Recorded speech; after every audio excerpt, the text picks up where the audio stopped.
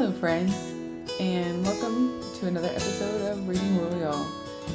This episode is coming to you from a breezy but hazy day in, I guess, north central Indiana, northeast Indiana. I still am having trouble figuring out where I am. But I can see birds flying around out my windows, and the bushes in the front landscaping are all waving at me as they blow in the wind. And it's overall a nice day. The sunshine comes in this window so nicely, and I've had a lot of great experiences today interviewing authors who are going to be featured on future episodes of this podcast. So everybody get excited. But for this episode, I'm also really excited because this is the second episode in the series that is focusing on my book, Country Teachers in City Schools, The Challenge of Negotiating Identity and Place. It's not really YA, and I wasn't going to include it on here, but Dr. Rob Petrone reached out to me and asked if I wanted him to interview me for this podcast. And I hadn't even given it any thought to talking about my book on the podcast, but he argued that listeners would want to know what it's about. And I guess he should know because he was an early reader of it and seemed to enjoy the book and wrote a lovely, lovely description and review / blurb for the back of it. And so when he offered to make the time to sit down and talk to me, I thought, how can I possibly refuse? So this episode is that interview where Rob puts on the interviewer host hat and invites me to talk about my book. He asks some really great questions, things that I think I'm probably thinking through as I'm saying them out loud, thanks to my identity as a verbal processor.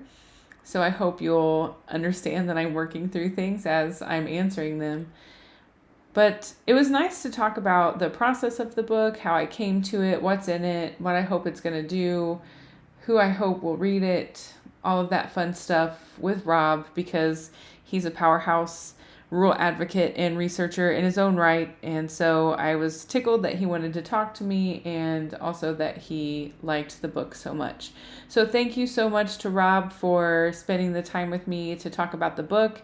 Especially with all of the interruptions from my lovely children who just really needed me this day. But thank y'all for being here and for being interested in the book. You can find where to buy it if you're interested in the show notes, as well as anything else we mentioned in this episode. And thanks for joining our conversation. I guess we should get into the episode now. So here it is. Take it away, Rob.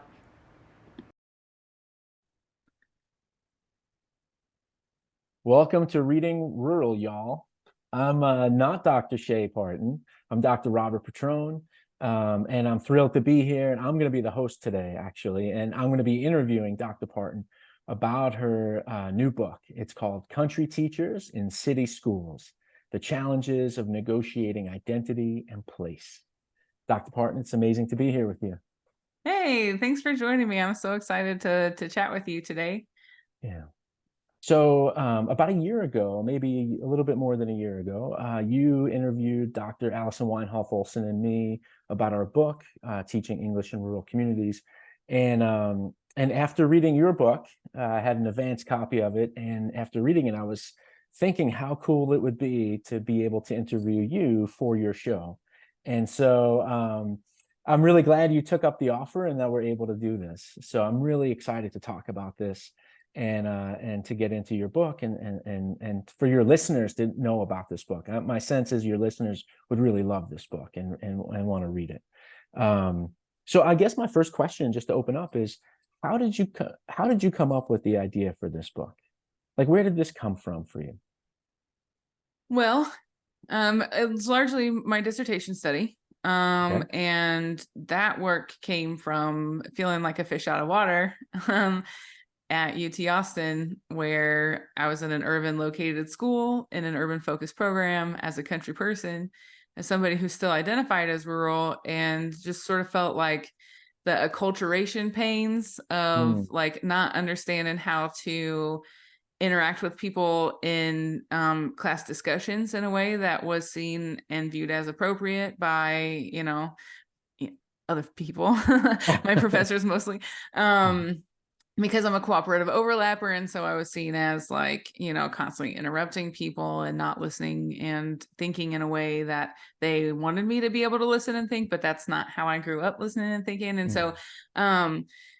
I just started thinking about how I had never, I mean, I had been in situations where I'd felt different before, even at Purdue, which is an ag-based institution. It's a Mhm. land grant institution. There's a lot of rural folks there, but not as many in my courses that I was taking, and like Mhm. my English courses and things. And so, Allie Behrens, who wrote some of the chapters in your book, and you've also written with in other places Mhm. like Dr. Bickmore's Why Wednesday. Um, I remember she wrote about how she got tired of explaining where she was from.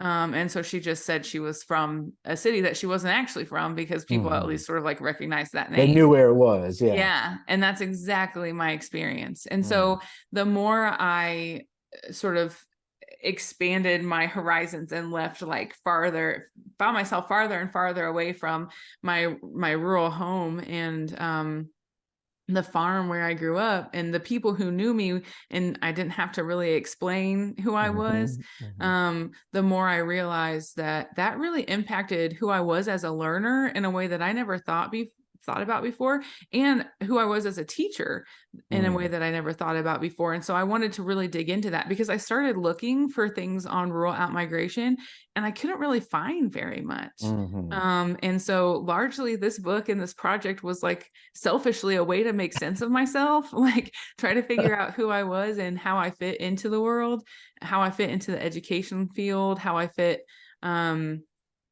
into the subdivisions where I was living, and like how, Mhm. just, who I was and like how the world understood me and how I understood the world. And just a way to try to figure that out. So I had this dissertation and I wanted to do something with it. And then I exist in some rural spaces online, and Alex Thomas and Greg Fulkerson, who are the editors of the series that this book is a part of Mhm.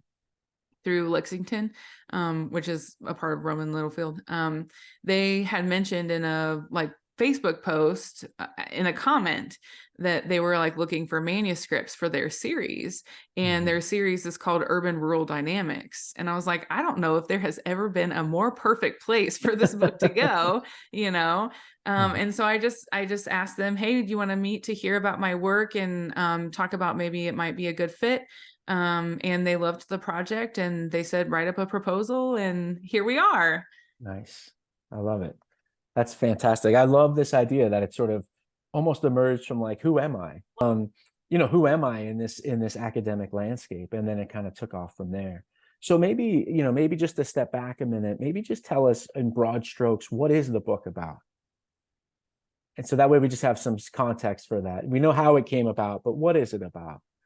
So the book is about trying to figure out how being rurally raised and then landing in a non-rural place impacts the way that teachers build their personal identities, how those Mm. personal identities affect their professional identities, and then Mhm. how all of that impacts their instruction, in both like ways that they're cognizant of and also ways that are sort of buried, Mhm. that they haven't unearthed. And so we know that who we are as people, our beliefs, our value systems, all of that influences who we are as teachers and how we teach.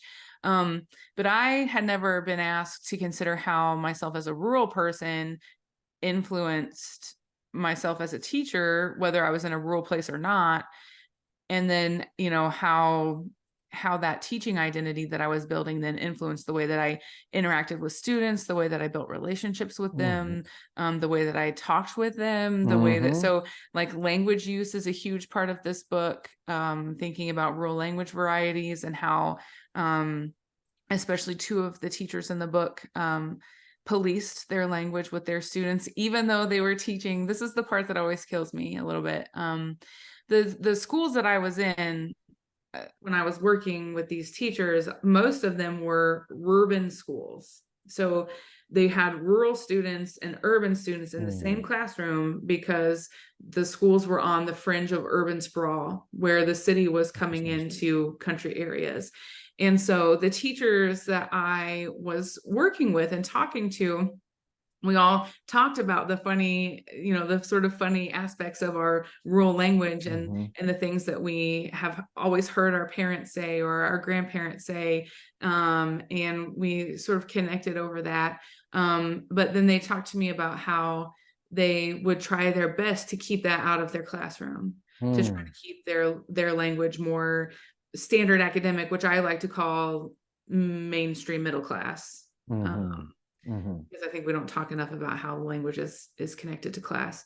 Because I didn't grow up speaking standard academic English, even though I'm white. Standard academic English is seen as a white, language variety. But I'm white, but I didn't grow up speaking that. And so I was trying to find a term that sort of captured that. So I call it middle class mainstream middle class, or I can't remember. Anyway, middle class mainstream English. And they would try to focus on speaking that instead of speaking their rural language varieties, because they're English teachers, right? And so their grammar has to be perfect. But they would encourage their speakers of other languages in their classes to write in their other discourse, in their other language varieties. But they didn't see theirs as legitimate, even though they talked about taking sociolinguistics classes that taught them that, mainstream middle class English as a measuring stick for all other Englishes is just power play, right? They did that, but they still didn't apply that to sort of like their rural language varieties. So that's a huge part of this. The way that land and geospatial features of places impact and connect to who we are as people. I never realized how much that mattered to me until I ended up in a city where I didn't know how to park, where to park, how to pay to park. So I just avoided doing things with friends because it gave me so much anxiety. Because where I'm from, there are always plenty of spaces, and if there are, you just park in the grass, And so and so that affected me, that I sort of realized how that was part of who I was as a person. One of my participants described going home to her cotton farm and feeling like she could breathe. Because there weren't a ton of buildings, and she could see the horizon, she could see the big blue sky, and that was part of her. And so then leaving that to be 10 minutes away from Starbucks was sort of like this, there's this cost benefit analysis of okay, well, this optimization of okay, who am I that I appreciate being 10 minutes from Starbucks and I like being that way, but I'm also this person who yearns to be in a place where there's nothing for miles, so that's a large part of this book. And then sort of all of those things coming together, thinking about how those become identity features of people who then are also teachers, and they become part of their identities as teachers. There's a negotiation there, and then how that impacts the practice that happens inside their classroom. This is a really long-winded answer, which no, it's great. Yeah. Classic Chea. But so how all of that combines together in a way that builds practice inside classrooms that may not have both rural and urban kids in them. So that's what this book is about, I guess. Yeah, I love it. And just on a side note, this is a personal side note. I mean, your comment about parking, I'm chuckling internally because I grew up in New York, in and around New York City, as you know, and we've talked about, but my wife grew up in Montana, and parking is this thing we always talk about. For me, I'm like, well, just parallel park. And she's like, why would I parallel park here? And it's just this really, just that you talked about that example is really funny to me. Because it's real in my life. It's real when we have this urban rural sort of coming together and the way that manifests in very specific moments. Yeah. I mean, I avoided, I took the busing system maybe one time my entire career at Purdue. And like Purdue is like, Mm. Purdue's not Austin, Uh-huh. But at the time, like it felt so big to me. I was terrified that the bus was going to take me somewhere, drop me off, and then it was going to be the end of the line, and there was going to be no bus that came back, and I wasn't going to Mm. know how to get back because in the country, like I had to drive everywhere I wanted to go. Mhm. We used to joke that going anywhere in Gaston was like we were a geographical oddity. Because everything was like 20 minutes. You want to get to the mine Mhm. to go grocery shopping, it's 20 minutes 20 minutes. usually. You want to go to the mall in Muncie, if you could call it a mall. It barely exists anymore, but that was about 20 minutes. Like everything was about 20 Mhm. minutes away, but you had to drive yourself.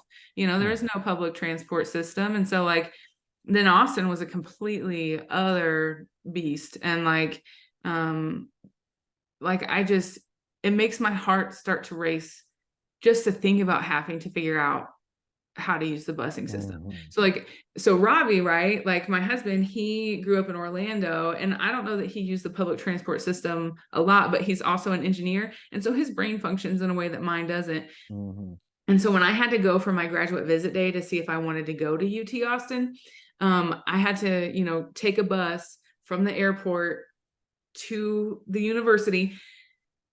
And so I was like, I made him sit with me, and I was like, I need you to tell me in detail exactly what it is that I'm going to have to do in order to Mhm. get to where I need to go. And Mhm. he's like, okay, well, you need to have this much money and you need to have it in quarters or whatever, and, and you need to get on this bus. It's going to be called this. It's going to say this in the window, and you need to get on that, Mhm. and you're going to get off at this number stop, and it's going to be outside this Mhm. building, and you should be able to see this stuff around you. Right. Yeah. Like Yeah. I needed that and then Mhm. even when I landed, I still felt like I was going to throw up because I had to, because I was afraid I Yeah. was going to do something wrong. And And you I had was to do it. You had to do in all this that stuff. place that I have no idea. I know no one. I Yeah. have Yeah. no one to call, if I Mhm. if I get lost. Yeah. Anyway, so all of those things, there's a lot of anxiety around that kind of stuff for me, Mhm. even still, because I never had to deal with that. I Yeah. mean, when I took my driving test, I took my driving test in this little town called Albany, and I was taking it in my dad's 1993 Chevy Suburban, and to parallel park, she just like made something up. She was like, "Okay, now just pretend that there's a car here, and tell me how you would line it up," because there was no need to. Like Right. All right. people didn't parallel park, you didn't need That's to. really funny. So I'm a terrible parallel parker. It's because it's practice, right? It's all Yeah. practice. Yeah. Yeah. And when you don't practice it, it's If you hard, don't have and then you get opportunity for it. frustrated, and you feel like people are staring at you because you're messing it up every time and Mhm. Mhm. laughing at you and stuff. You see those videos on YouTube. I know what people do. Yeah. So it's just like, I'm not going to put myself through that. If y'all are going to go somewhere where parallel parking is required, you can count me off the guest list. I'm not coming unless somebody wants to pick me up and drive Yeah. me I themselves. love it. I love it. This is great. I could go down this path with you for I've got so many stories here, but I'm just gonna restrain myself and so who do you imagine the book is for? Like if you like, is this for teachers? Is this for teachers who grew up in rural communities who've out migrated? Is it for teacher educators, research? Like who do you see this book for? So I dedicated it to anybody who's ever felt out of place. Um, Mm, and so that kind of more broadly is who I wrote it for. But in terms of like the utility of it, um, I hope that people who need it find it. Like I hope that people like me who were out migrants, and I think that a lot of people, not necessarily the book, but my work in general, because like a lot of my blogs on literacy and place deal with this and stuff like that. And I've had people reach out to me and say like, I didn't know there was a word for what I am. hmm. I didn't know there Yeah. was a word for what I am, and now I sort of understand myself in a new way because I've got language to like Hmm. to name myself, Hmm. to sort of name my identity. And people who have written blogs about their own out migration and what that looks like. So I wrote this book for out migrant teachers and for teacher educators who have out migrants in their classrooms but probably don't even realize it. Hmm. Um, and so most of the chapters have teaching applications that have sort of like practical things that like classroom teachers can do in their classrooms, and teacher educators both. I think it works in both classrooms, both levels or types of classrooms.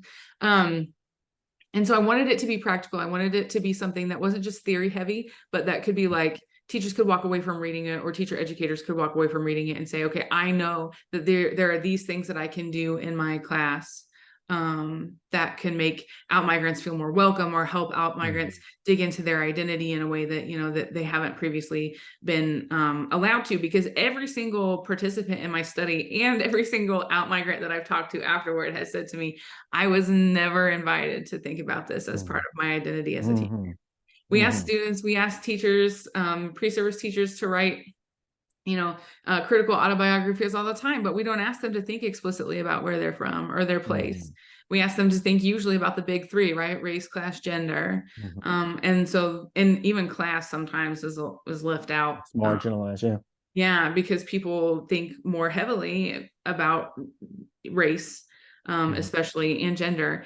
And so, I wanted to encourage classroom teachers and teacher educators to think about how they can provide space for people to think about who they are, and in terms of geospatiality and what that means for their own culture. I wanted people to know that like rurality is culture. Think about it like that usually, because it's like, the butt of every joke, and like, rednecks and hillbillies and hicks make nice whipping boys for like, the problems of society, especially in terms of like racism and that kind of thing.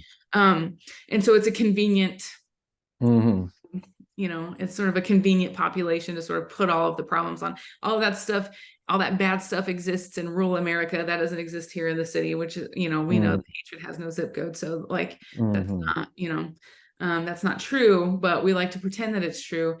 And so I wanted there to be a text that people could go to where they could really dig into those kind of critical issues from a geospatial perspective, and especially people who are outsiders who so I wanted it to be for out migrants so that they would have a mirror, but I also wanted it to be for people who are not out migrants, who are sort of like, identify as urban or suburban people, to understand that rural people are more complex and multifaceted than what they think or understand.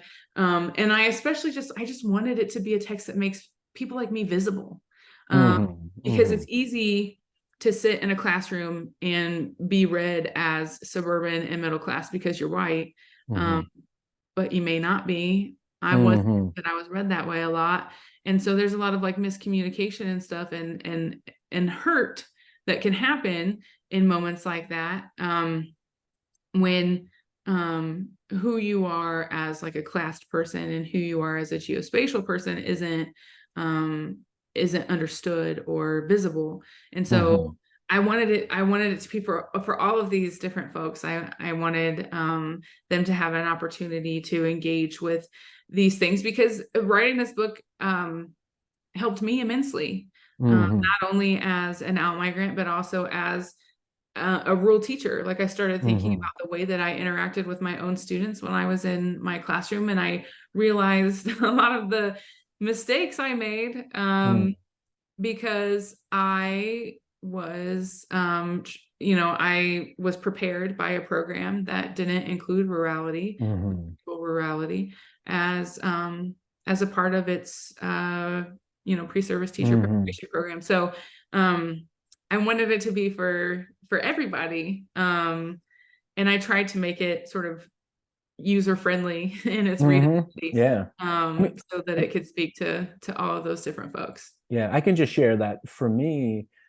there were several really important things, takeaways from the book, but one was just my role as a teacher educator, and thinking of who's in my classroom and how can I create, just kind of like you're saying, space to honor the multiplicity of their identities, and particularly regarding place. So I just wanted to share that. In fact, I forwarded it to the person who teaches our doctoral level research and teacher education class, and was like, I really think this could be a great text for that class to show, to help students who are going to be teacher educators to be thinking about this. You use the term out migrant. What's that? I said, thank you. Oh yeah, definitely. So you use the term out migration. You talked about how some people really felt like, oh wow, there's a term for me, right? So can you just really kind of briefly, like, what is out migration, or who is an out migrant? Like, how are you conceptualizing these concepts? Yeah. So, in geospatial terms, and I need somebody to help me find a collective noun for rural, urban, and suburban, because they're not regions, because that's like Yeah, yeah. Appalachia, Southwest, Right, Northeast, right. right? They're not regions. They're not they're not states. They're not like Mm-hmm. what are they? They're Mm-hmm. obviously geospatial terms that also kind of speak to population, but it's also not just population. Mm-hmm. So I don't know that we have a word for it yet, and I Mm-hmm. haven't really thought of one to coin. But anyway, so an out migrant, to me, when I say that I'm an out migrant, I mean that I am someone who was rurally raised, who grew up in a rural town area. And we could talk about how that's a loaded, Mm-hmm. kind Yeah, of hard yeah. to define in and of itself. But I grew up in a rural place, and I left that rural place, and I never returned to it. Okay. So as an out migrant, in the way that I define it, in the way that I've seen it defined in other areas of sociological research, in Mm-hmm. particular, defines out migrants as people who were born and raised in, one like a rural place, and they left Mm-hmm. that rural place, and then they settled outside of that rural place, Mm-hmm. usually in somewhere larger, so Right. a suburb, Not another rural right? place Not usually. another rural place. Right. Um, and then on the opposite end of that, you've got immigrants who have been raised. So it kind of depends, I suppose, on where your starting perspective is. But because my starting Mm-hmm. perspective is rural, then a rural out migrant, I guess you could say that there are urban out migrants. So Mm-hmm. like Mm-hmm. if if your center is urban, then you're Right. going to define, an urban out migrant would be a rural in migrant, and a rural out migrant would be an urban in Yeah, migrant. yeah, yeah, yeah, yeah, yeah. But since I operate as like the rural as the center of my universe, a rural out migrant to me is somebody who grew up or was rurally raised and then settled outside of that rural location in Mm-hmm. someplace bigger, a suburb or a city. Okay. Yeah, that helps. And I mean, you're raising a lot of areas for complexity and questions, like around, like, are there folks raised in urban spaces who move to rural spaces and become teachers there, right? Like, I mean, there's this, and in a way, at a broad sense, your dedication level, I'm imagining a book like yours could even help them sense make their feeling out of place in a way, even though it's the inverse of what the participants in your study are experiencing. Yeah, and actually, I just talked to somebody. I was a thought leader, is what my title was. Um, at the University of Indianapolis has like an early college program where they've started Mm, a rural network, and they have an urban network as well. Um, and so one of the people asked if I would come and speak, and I sort of gave my talk, and one of the people in my sessions was like, I'm the opposite of you. I grew up mm, in an urban area, but then I married a farmer, or somebody who is from a rural area, and we lived in the rural area for mm-hmm. like 20 years or whatever. But she was still connecting to what I was saying, because that sort of cultural exchange that happens Right. in that movement, especially connected to place, I think is familiar and recognizable. I think I've connected to like transnational folks. Like Mm-hmm. Yeah. there are a lot of similarities, because the place never stays put. Um, Mm-hmm. place moves with you. Place moves on without you. And so like the Yeah. place that, as an out migrant, the place that I remember as like my hometown, it looks different now. It's not Yeah. the Yeah. same. Yeah. So like even though my place still exists in my head and my Yeah. memory, it doesn't in the physical realm. And so like place is this really complex layering of time and like longitude and latitude and Mm-hmm. topography and human interaction with other humans, human interaction with non-human things. Mm-hmm. And so like all of that comes together to make these like stories so far of people Mm, and also of locations. And locations help people build their identities, and then people help locations build their identity. It's mm-hmm. this like reciprocal relationship. And so anytime you get up and you move and you take your place with you into a new place, then there's this like exchange Yeah, yeah. that starts to happen, and there's change, which is great. Like Mm-hmm. places aren't static, Yeah, even though we like to think of them that way because they're more yeah. apprehendable and they're easier to ascertain. But yeah, so I think that and it would be my hope that this book would help folks, no matter where they've moved from or where they've moved to, Mm-hmm. have an opportunity to think about the ways that language, that location, really speak to their cultural practices, their cultural Mm-hmm. understandings of themselves and others, and understand that it's going to be kind of a messy and Mm-hmm. pretty involved process to Yeah. sort of, navigate who they are and how to be in Mm-hmm. their new place Yeah. and their old place if they go back. If they go back, exactly. I was just thinking that in some ways, at a broad level, this reminds me of James G's notions of primary discourse, Hmm. that kind of the place we grow up shapes us. It shapes the way we see the rest of the world for the rest of our lives in some ways. Hmm. Yeah. Yeah. Um, yeah. Let me ask you, so you talked about how like when you were a student, and people you've spoken to, whether from the book or elsewhere, they talk about how they were never asked to think about the idea that they were rural before within the context of a schooling space. I'm wondering why you think that is. I just think that I guess, and maybe this is too simple. But I just think I, I remember knowing that rural wasn't a good thing to be. Um, Mm, Aside from like watching reruns of Green Acres with my mm, grandpa, you know,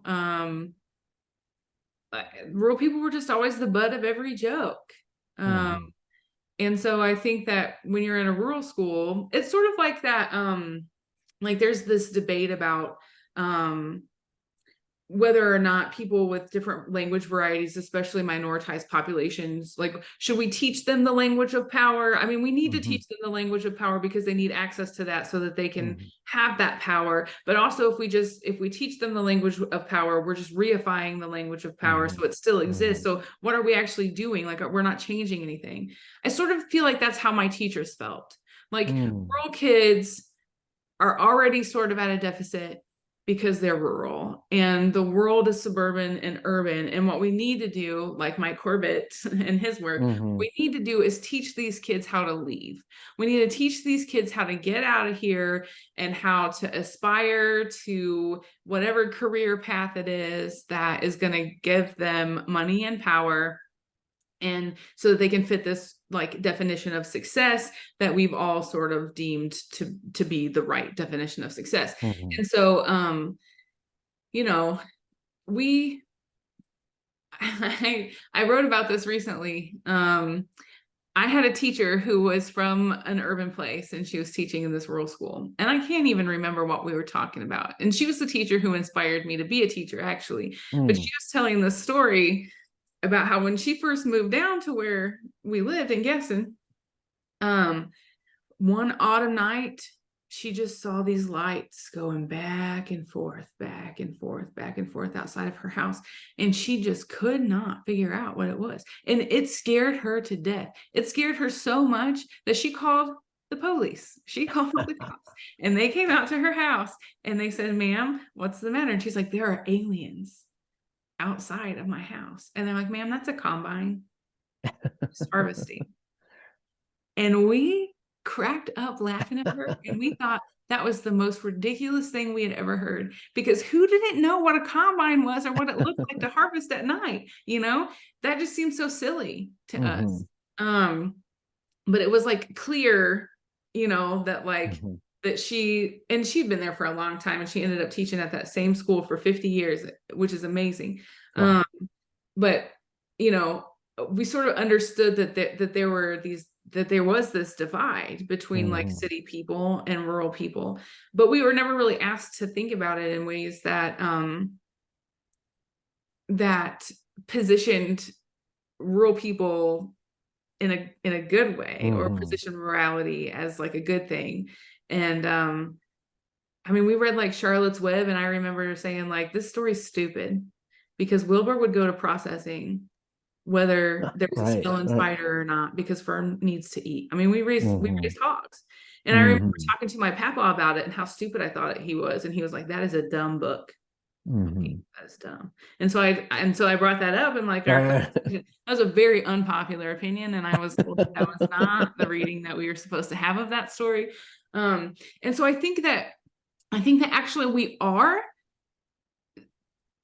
not really invited, but like forced to think about our rurality, juxtaposed to the curriculum that Mhm. we are taught. But it's not in a way that is explicit. It's implicit, Mm. it's hidden Mhm. curriculum. Like the hidden And what we curriculum. learn is that we're supposed to leave. What we learn Mhm. is what Kai Shafton, and Kai Shafton, Alicia Youngblood Jackson, their book. There's a chapter in there that talks about how they're doing some sort of professional development at a rural school, and the students are like, "We know that we're already behind because we're rural, Mhm. rural students. We know that Mhm. we don't get the same quality of education as what suburban and urban kids do." And like the teachers didn't correct them, the administrators Mhm. had nothing to say about it, right? Like it's just like this unwritten rule, and understood Mhm. that like rural kids are already at a disadvantage Mhm. and are somehow dumber, or Right. somehow like less, they're lesser Mhm. than Right. their suburban and urban counterparts. And so I think that's just accepted. And then when you don't read books that feature, people who experience contemporary rural living in the way that you do, when you only read canonical books that pathologize what it means to be rural, that it's something to be cured or fixed, um, you learn a lot about what your Mhm. rural identity means. Yeah. But I don't think you learn what you should learn Yeah. about Yeah, what no, and your I'm thinking of like that, the Allie Barron's chapter that you mentioned. She's talking about stereotype threat and the internalization of that. So the last thing you're probably going to do is be like, "Oh, I'm rural. I'm from a rural place." It's like you almost, I would imagine there's almost a hiding or concealing of that Oh rather yeah. than a sort of like out with it kind of a thing. Yeah, I think most of my post-secondary education, that was like this like reinvention of myself, where I just tried to pass, you know. Mm. Hmm. I tried to make sure that none of my sort of like rural affectations in my language came out. Hmm. I tried to make sure that I sounded very smart, and I didn't, use any of the hillbilly isms, Hmm. we would Hmm. say, as we would call them, that I was used to. But then that also like opened up this giant chasm between me and a lot of my family. Um, Hmm. and I learned to police their language, and they didn't give a hoot. They, to their Yeah, credit, yeah, they didn't care. They didn't change the way they talk. They're like, you can do your fancy book learning, Shay, but this is the way I've talked my yeah. entire life, and I'm not going to change it now. Hmm. Um, and so like I think that we teach rural students, that we teach rural kids to unlearn a lot of the rural features of their identity, rather than um, ask, when and where does this part of my identity serve me? When and Hmm. where does this part of my identity have the most power? Because rural Hmm. identity does have power. It just depends on where you are, Hmm. which kind of goes back to that Jim G thing. You're not going to go into Right. a biker bar and say, "Excuse me, sir, may I please Yeah. have a minute?" You're gonna be like, "Yo, can Right. I get a light?" You Right. know. Um, and so like instead inviting rural students, and I wish I would have done this as a rural teacher. I wish I would have known that I could do this as a rural, Hmm. Hmm. inviting rural students to inquire into their rural language varieties, inquire into their rural identities, and to think about, where does this identity have power, and how do I use it Hmm. in subversive ways outside of rural places, to gather more power. Like how do I disrupt notions and stereotypes about rural people in really powerful ways? Kind of in the way, right? I always think about Dolly Parton and the way that she's done Hmm. this, because she still says things like guitar, and she still, like she still Yeah. uses a lot of her rural language variety, but she has a lot of power. She has a lot of capital. Hmm. She's a very successful human being, and a very compassionate one.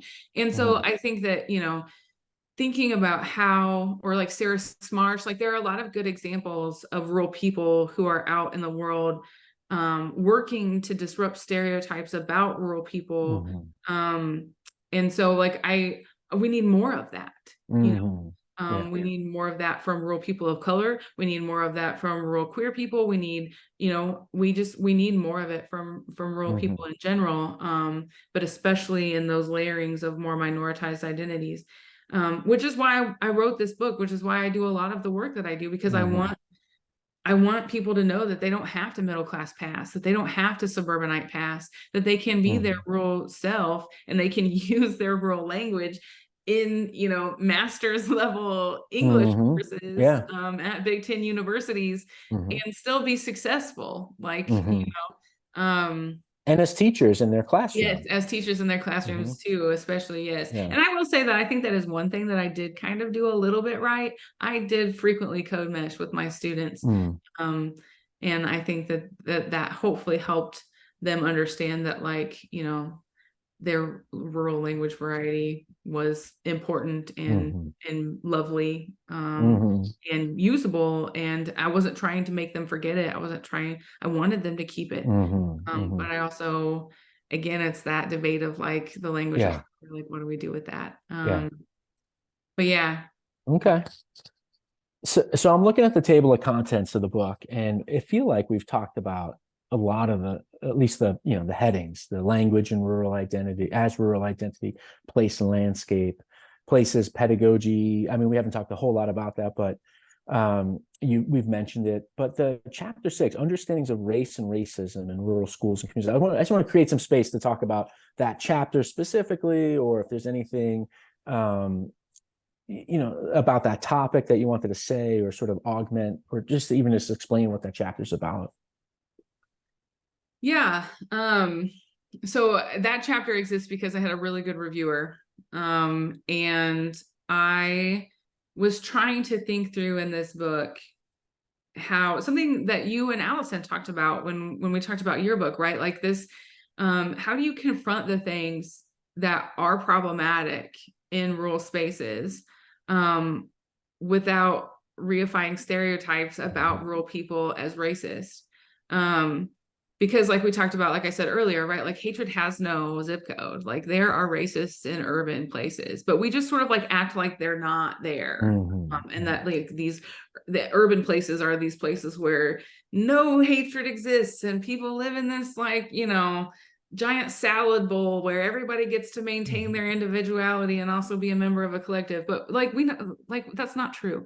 Mm-hmm. um I wish it were. I wish it were true for Mm-hmm. everywhere. So I was trying to work through that, especially because in my teacher population that I worked with, I had two women, who identified as Black women. One was from coastal South Carolina, and she identified as Gullah Geechee. And then, the other one, her case was really interesting because, she grew up in a suburb of Austin, Texas, when the suburb only had 2,000 people in it, and now it has 100. Mm. Oh, that's Um, right. I remember reading about yeah, so her she didn't so experience. much outmigrate as her place, Yes. like outmigrated her, like Yeah. sort of You forced have her. you have a phrase in the book that I thought was I'm trying to remember what it is, but it's almost like it like, yeah, just kind of like the way you talked about it, but it's like it encroached on her and her community or something like Yeah. that. Yeah. And so she works really hard to sort of like, preserve the history, especially because her grandparents like built a lot of the buildings. And like her grandfather was named a local legend, and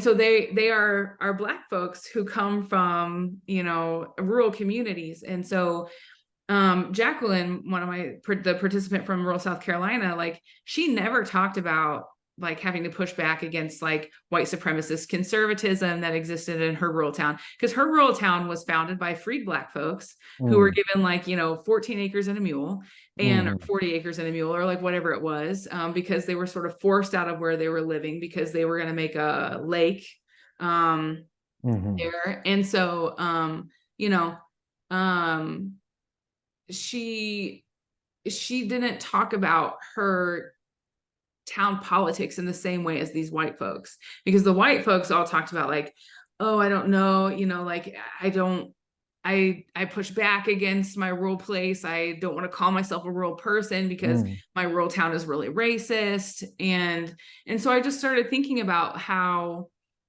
different those two experiences are. And the Mm-hmm. fact that like Jacqueline's experience is not one that exists in dominant narratives of rural Mm-hmm. places. That's Like right. the That's right. idea of the rural South is that it's a white monolith with like lots of Confederate flags, but that's not necessarily the truth, because there Mm-hmm. are a lot of rural Black towns in the South. Mm-hmm. Like, of course Mm-hmm. there are, but we sort of ignore that. And so I was really glad that her perspective was in this book. And so I started trying to think about and piece together how race and place were working together, and in history, how those were making their way into these folks' identities and the way that they took up or rejected ideas of rurality based on their understandings of what it meant to be rural, from sort of the dominant narrative Mm-hmm. that, like, all rural places and people are conservative, homophobes, and racists who thump Bibles and tote guns and Confederate flags, and they stand Mm-hmm. out on their yards and wave their bad flags and do bad things.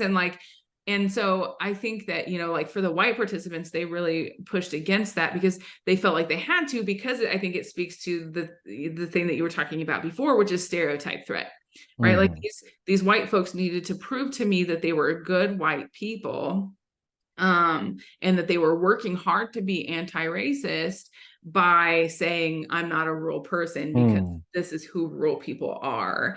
But like Jacqueline didn't have to do that because she was more aligned with her town's values, because her town wasn't founded by white people. Obviously, Mm-hmm. it had been affected by white supremacist policies, but Mm-hmm. in sort of like her immediate experience of growing up in that town, like she felt no need to say like, I'm an anti-racist person. Mm-hmm. So like Or she felt disassociate like with she got being to cling rural. to her rurality or claim Mm-hmm. it in a way that the white people felt like they couldn't, Mm-hmm. because they had to push back against the racism that they understood and saw as to be inherent to their rural places. Mm-hmm. And so yeah, so that chapter, I'm just trying to work through that. Like, how do we talk about these sort of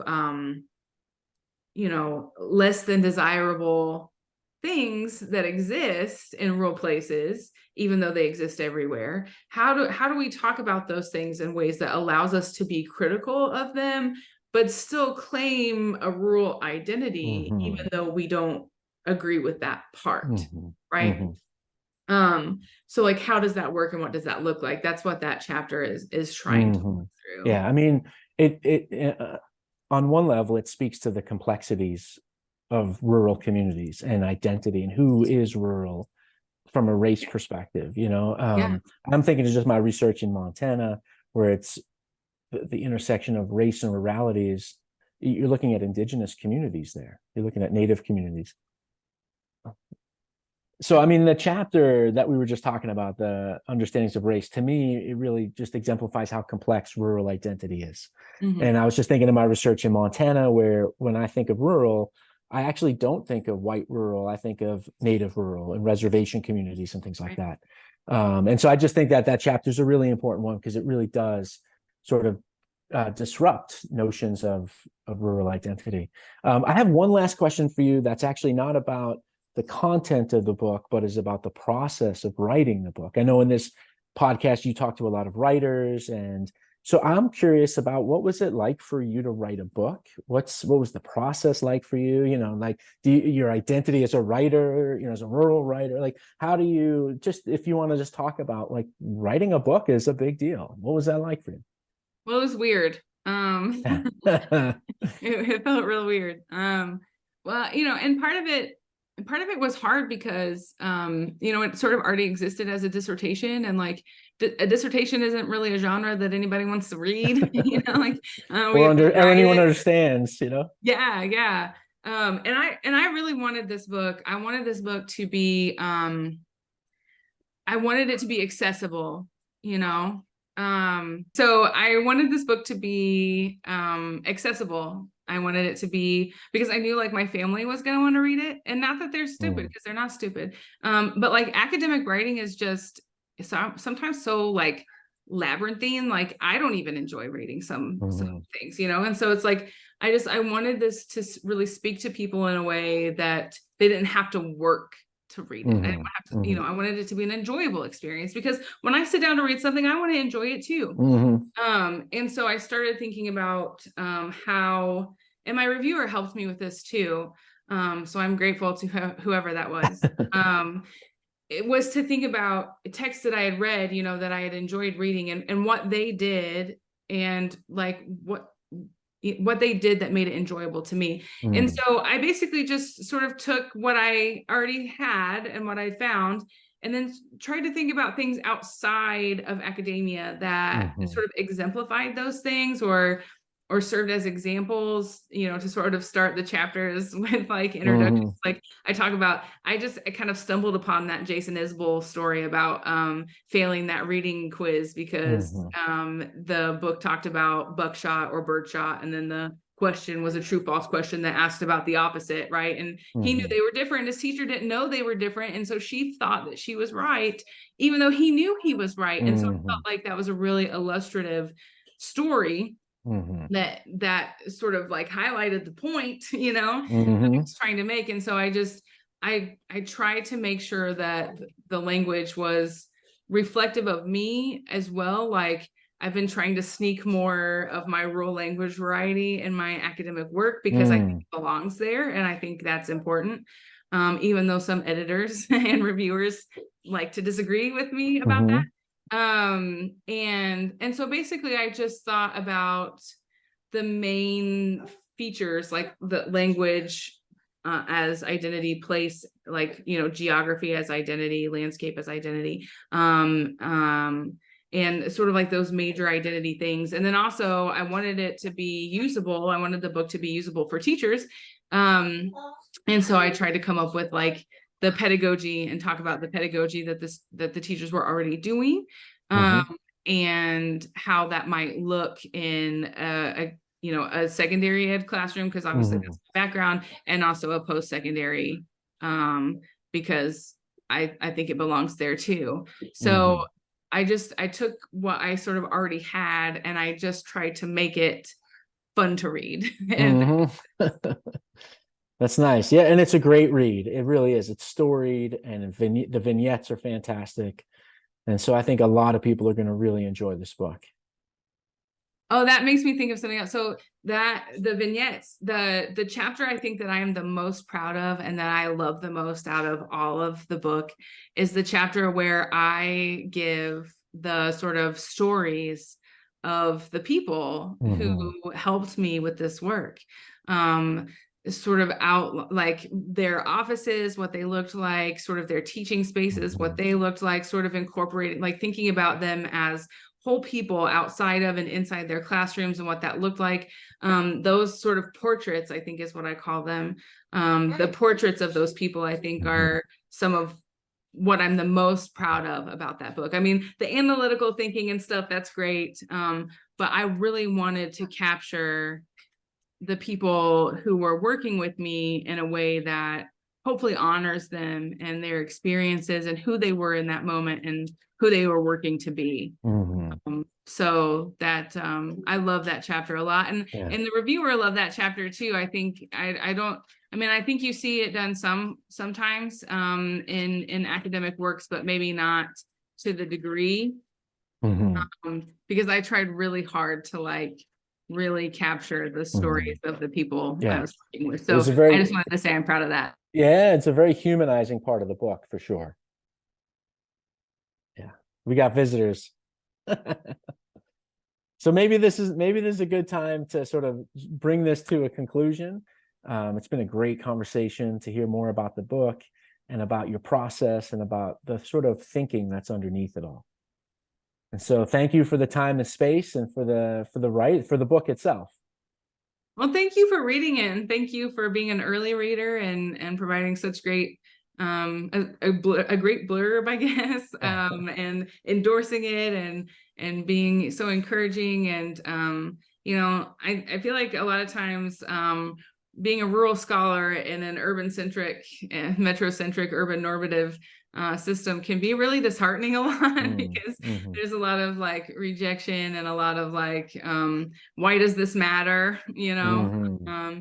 And so to have people in your corner like you who do such great work and who believe in the work that I'm doing is just really important and lovely. And so thank you so much for Oh that, yeah. and for spending the time to talk with me about it. It would have been really awkward, like I said before, for me to try to interview myself. So, and we always have such great conversations. I always I appreciate know. Same here. being able to talk to you and talk about Yeah. this stuff. So thank you Yeah. so much. And thank you for doing the podcast. It's an awesome podcast. Thank you. Thank you so much to Dr. Rob Petrone for being here and willing to talk to me about my book, to being an early supporter of this book, and to be so encouraging. I think the word that I was searching for at the end of the interview there was humbling. This is a very humbling experience to talk to somebody about my work, whose work I respect so much, and to have their encouragement and their interest. I think that's what we all want. We want to know that our work is good. And another reason it's humbling is because, one of the things that I didn't talk about when Rob asked me what it was like to write this book is that one of the reasons it's real weird is because I grew up wanting to write books, but thought that I never would because I didn't know any people like me who wrote books, who came from where I came from and wrote books. My great-grandfather, I think both of my great-grandfathers couldn't really read or write much. They didn't have even middle school educations, and here I am with a PhD. And so I'm so grateful to my family for working so hard to build a world where I could believe that this is something that I could do. I think when I grew up wanting to write books, I wanted to write fiction because those were the only kind of books that I really enjoyed, and I had no idea that academic publishing even existed. But I'm still really proud of this book. I'm really grateful to Rob once again for being here, and I wanted to plug his new book, which sounds amazing. You can find it through the University of Massachusetts Press. It's called Dropping In: What Skateboarders Can Teach About Learning, Schooling, and Youth Development. And I'm excited to get my copy. If you're interested in getting a copy of either my book or Rob's book, you can find links to those in the description of the YouTube video, or if you are the listening kind and you are listening via Apple Podcasts or Google Podcasts or another podcatcher, hopefully the links are showing up in the show notes. Also, on another note, if you have read my book and would like to write a review of it for Literacy in Place, I would be mighty, mighty grateful for that. So reach out and let me know. And if you've read it but don't want to write a review, I would still love to know what you thought of the book. So get in touch and let me know how you liked it. Stay tuned and check us out next month, where I will be talking about The Coming Storm by Regina M. Hansen, and for the author talk where I talked to Regina herself. It was an amazing conversation, definitely one of the best ones so far. I say that about every single one because they're all amazing, but I thoroughly enjoyed my time with her, and thanks again for being here. Y'all come back now with us.